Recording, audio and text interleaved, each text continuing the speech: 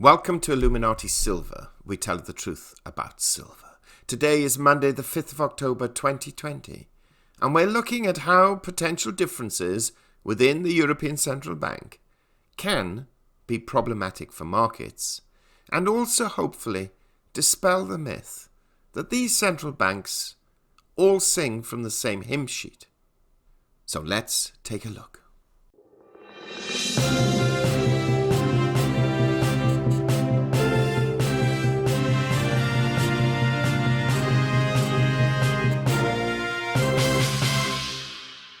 Good morning. Christine Lagarde, head of the European Central Bank, has a lot to answer for. But before we go there, we would like to remind you that we produced our weekly gold and silver update on Saturday, and yesterday started a new series of videos entitled Peak Gold, and have placed links to both of these in the description box below.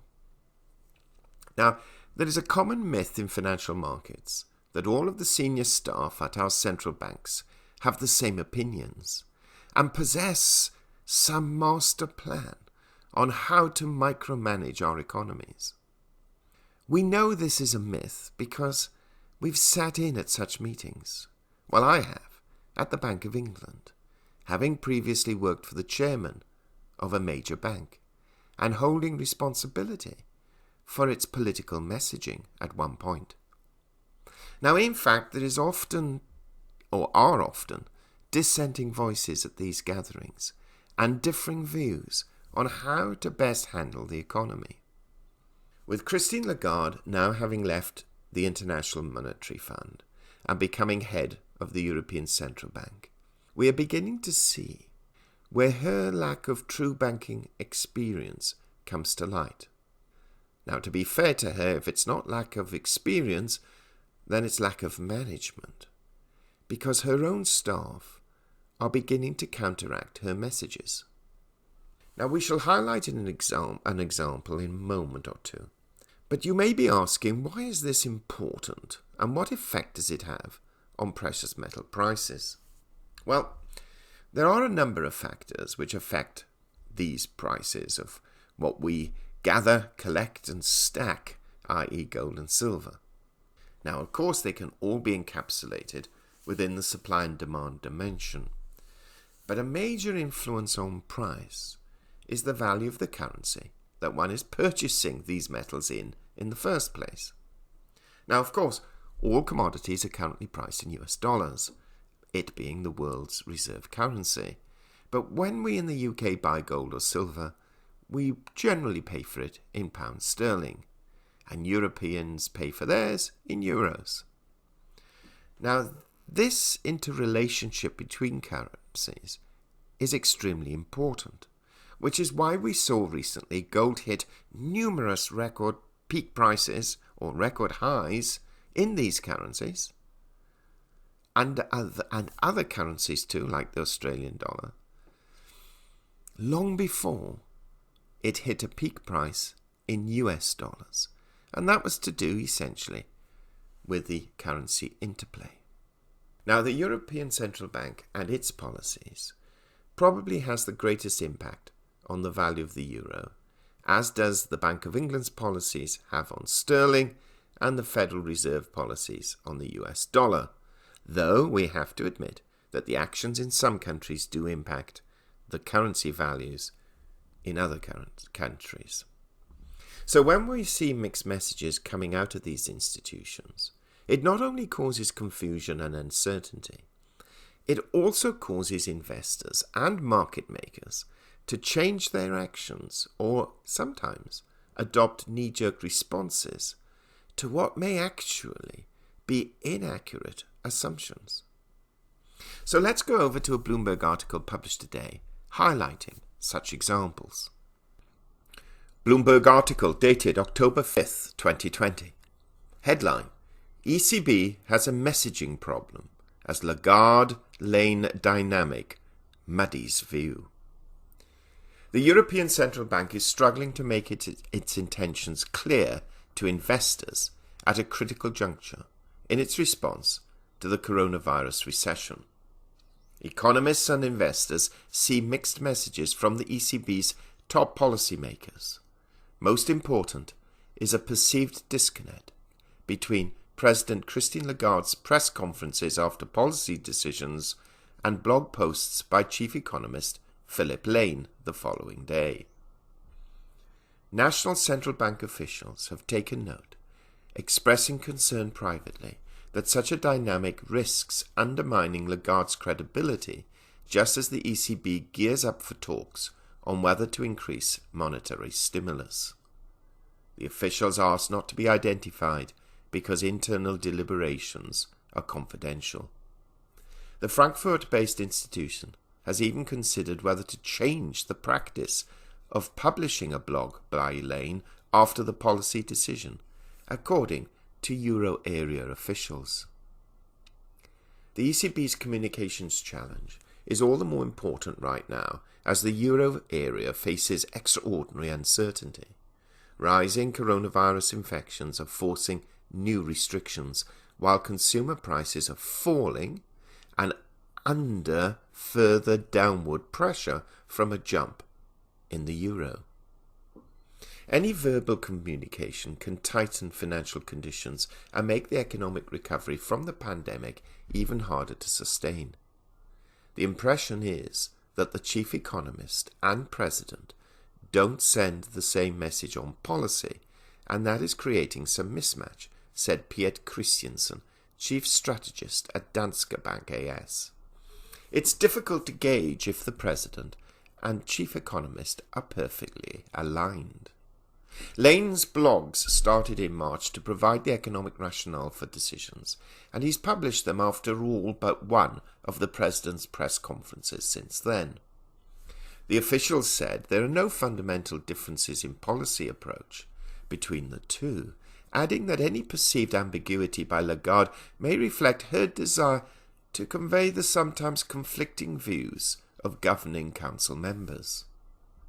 Consequently, the President can appear relatively sanguine in her press conferences about the policy changes, while Lane's blogs have been more pointed.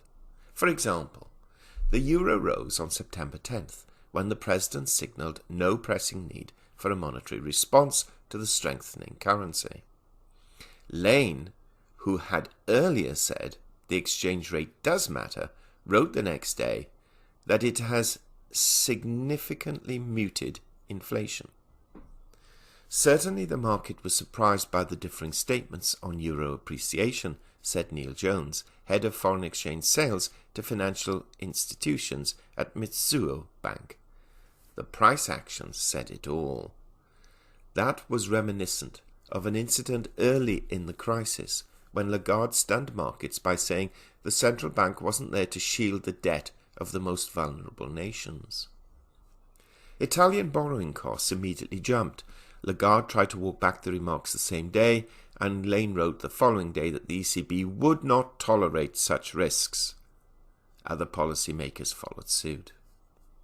A surprise appointment to the presidency, given that she never has worked at a central bank, Lagarde joined last November promising to build consensus after divisive spats among policymakers under her predecessor, Mario Draghi.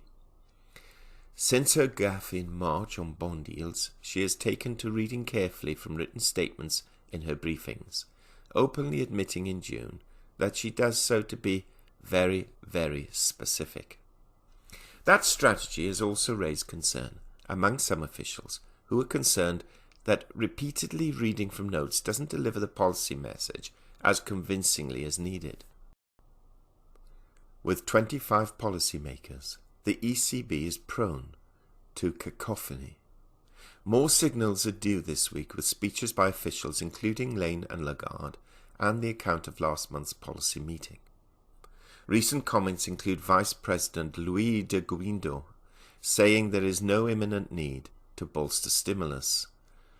Executive Board member Yves Mersch seeing no sign of economic deterioration, and their colleague Fabio Panetta signalling support for preemptive stimulus. Bank of Spain Governor Pablo Hernández de Cos said there is no room for complacency. The markets like the Lane blog, Panetta's speech, and Decos soundbite because they confirm what the markets believe must happen, said Richard Barwell, an economist at BNP Paribas Asset Management.